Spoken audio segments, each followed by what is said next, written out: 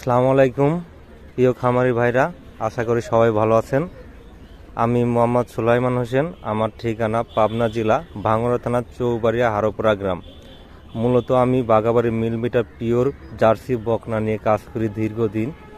তো আজকে আমি আপনাদেরকে দেখাবো বাঘাবাড়ি মিলমিটার অরিজিনাল জার্সি কাকে বলে। আজ আপনাদেরকে খুবই গুরুত্বপূর্ণ বিষয় নিয়ে কথা বলবো।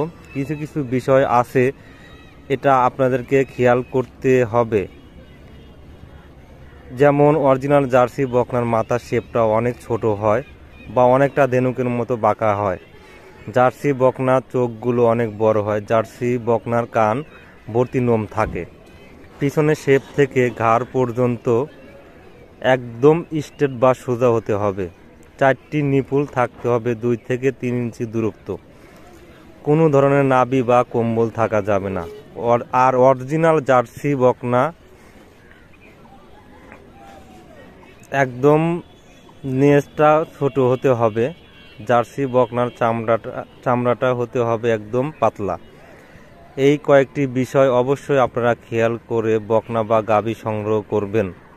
আমি সবসময় বলে থাকি আপনাদেরকে যে আগে জাত চিনুন, তারপর বকনা বা গাভী সংগ্রহ করুন, তাহলে আপনারা কখনো প্রতারিত হবেন না। কাউকে বিশ্বাস করে বকনা বা গাভী সংগ্রহ করবেন না। কোনো ব্যাপারে মিষ্টি কথা শুনে বা গাভী বকনা সংগ্রহ করবেন না। আপনি যখন জাতমান চিনবেন, তখন আপনি নিজের থেকে বকনা সংগ্রহ করতে পারবেন বা গাভী সংগ্রহ করতে পারবেন। কেউ আপনাকে ঠকাতে পারবে না ইনশাআল্লাহ।